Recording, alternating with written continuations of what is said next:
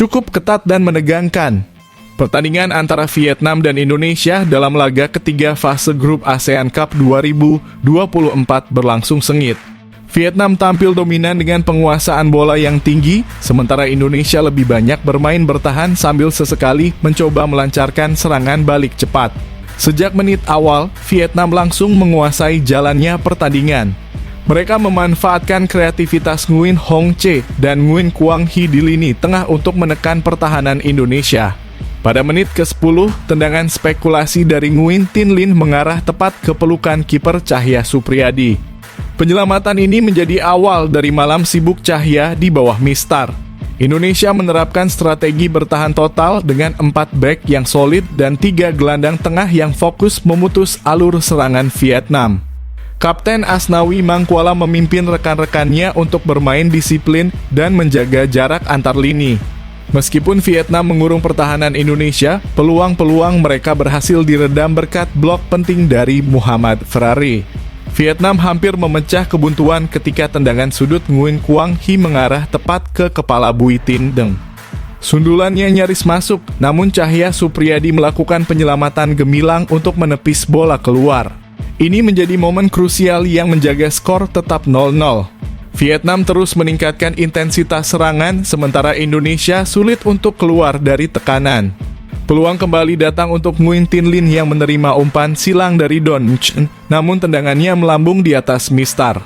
Lini pertahanan Indonesia dipimpin oleh Muhammad Ferrari semakin sibuk menghalau serangan demi serangan. Indonesia akhirnya mendapatkan peluang untuk menyerang balik lewat kombinasi Arkan Fikri dan Hoki Caraka. Namun umpan terobosan Arkan terlalu kuat sehingga bola lebih dahulu diamankan oleh kiper Vietnam, Philip Nguyen. Peluang ini menunjukkan potensi serangan balik Indonesia meski eksekusi akhir masih kurang maksimal. Vietnam kembali mendapatkan peluang emas melalui tendangan bebas Nguyen Hong Che. Bola yang mengarah ke kotak penalti disambut sundulan Nguyen Teh Chung, tetapi Kadek Arul Priyatna melakukan blok penting untuk mencegah bola mengarah ke gawang. Disiplin pertahanan Indonesia kembali diuji pada momen ini. Hingga peluit akhir babak pertama berbunyi, Vietnam terus menekan pertahanan Indonesia.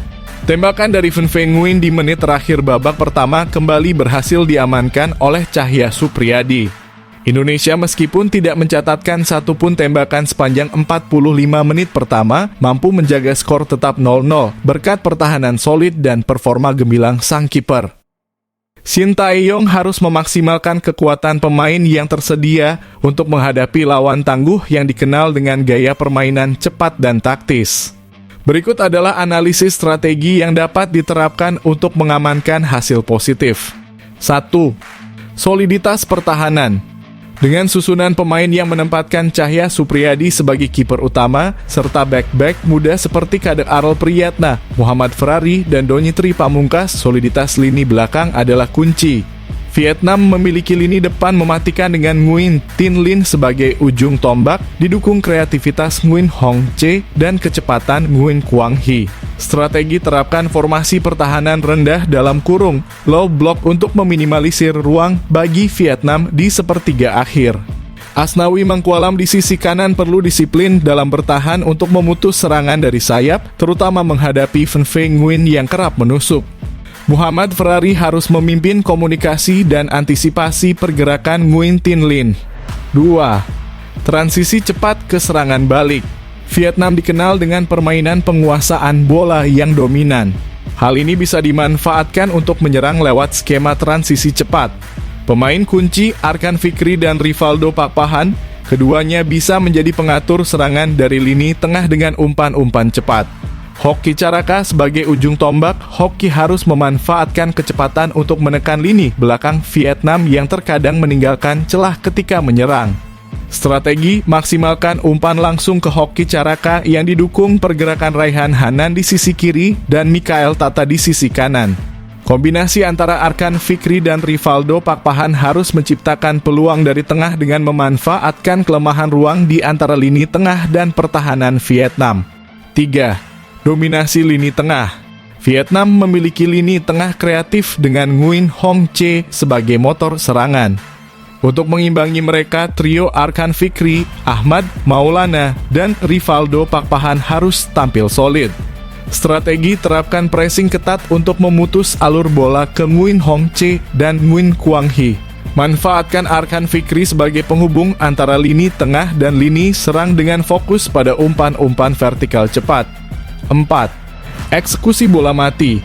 Dengan pemain seperti Muhammad Ferrari dan Hoki Caraka yang memiliki kemampuan duel udara, Indonesia bisa memanfaatkan situasi bola mati seperti tendangan bebas dan sepak pojok. Strategi Asnawi Mangkualam atau Arkan Fikri dapat menjadi eksekutor utama untuk mengirimkan umpan ke area penalti. Fokus pada penempatan pemain di tiang jauh untuk memanfaatkan kelengahan pertahanan Vietnam. 5. Pengelolaan emosi dan fokus di laga tandang. Bermain di depan publik Vietnam adalah tantangan tersendiri. Shin Tae-yong harus memastikan anak asuhnya tetap tenang dan bermain disiplin. Catatan penting, hindari pelanggaran tak perlu di area berbahaya. Tetap fokus hingga menit akhir mengingat Vietnam sering mencetak gol di akhir pertandingan. Prediksi formasi dan gaya bermain.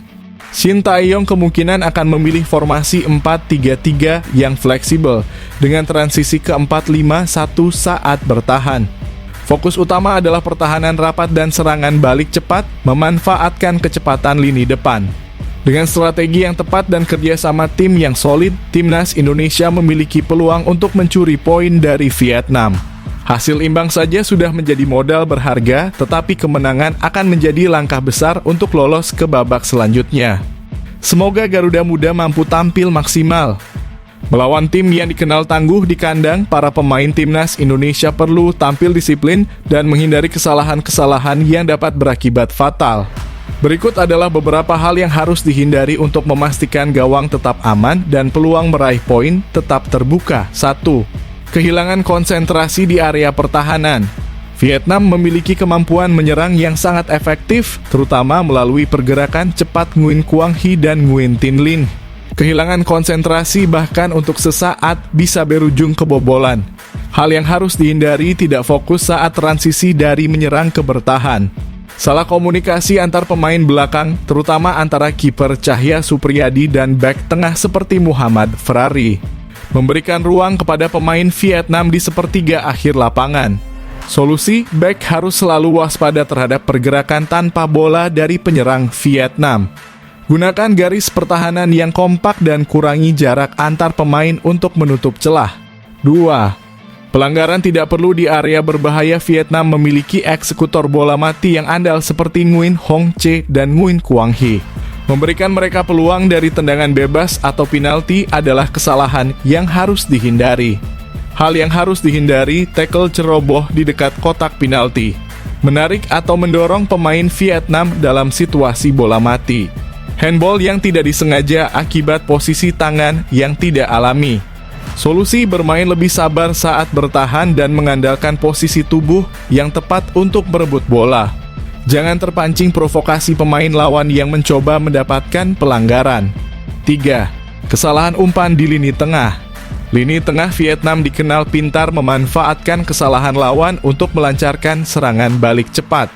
Jika gelandang Indonesia seperti Arkan Fikri atau Rivaldo Pakpahan kehilangan bola, Vietnam dapat langsung menghukum dengan serangan kilat. Hal yang harus dihindari, umpan pendek yang tidak akurat atau terlalu lemah. Dribbling berlebihan di area tengah yang membuat bola mudah direbut.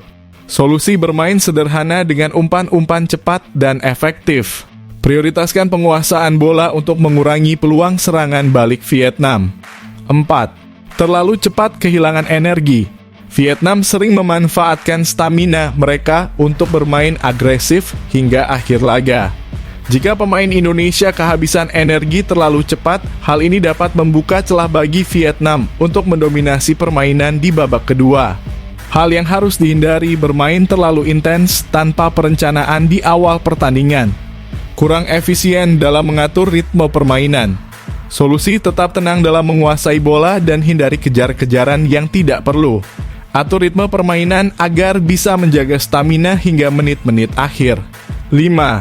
Tidak disiplin dalam penjagaan pemain kunci Vietnam. Pemain-pemain seperti Nguyen Tin Linh dan Nguyen Quang Hy adalah ancaman utama yang harus selalu diawasi. Jika pemain Indonesia kehilangan disiplin dalam penjagaan, mereka bisa menjadi pembeda dengan gol atau assist krusial. Hal yang harus dihindari membiarkan Nguyen Tin Linh tanpa pengawalan di dalam kotak penalti. Memberikan ruang kepada Nguyen Quang Hy untuk menembak dari luar kotak penalti. Solusi, terapkan penjagaan ketat dalam kurung man marking untuk pemain-pemain kunci Vietnam. Jangan biarkan lawan menerima bola dengan mudah di area berbahaya. 6. Terpancing emosi oleh tekanan tuan rumah. Bermain di depan ribuan pendukung tuan rumah bisa memengaruhi mental pemain.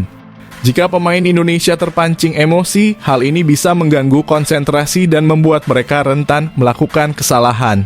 Hal yang harus dihindari protes berlebihan kepada wasit. Membalas provokasi pemain Vietnam yang mencoba membuat emosi lawan meledak. Bermain terlalu keras yang bisa berujung kartu kuning atau merah. Solusi, tetap tenang dan fokus pada permainan, bukan pada keputusan wasit atau tekanan penonton. Komunikasi antar pemain harus terjaga untuk saling mengingatkan agar tetap tenang. Dengan menghindari kesalahan-kesalahan ini, timnas Indonesia dapat meningkatkan peluang untuk meraih hasil positif melawan Vietnam. Disiplin, fokus, dan kerja sama tim adalah kunci untuk menghadapi tekanan dari tim lawan dan atmosfer Stadion Viet Tri. Semoga para Garuda Muda mampu tampil maksimal dan membawa kebanggaan bagi Indonesia.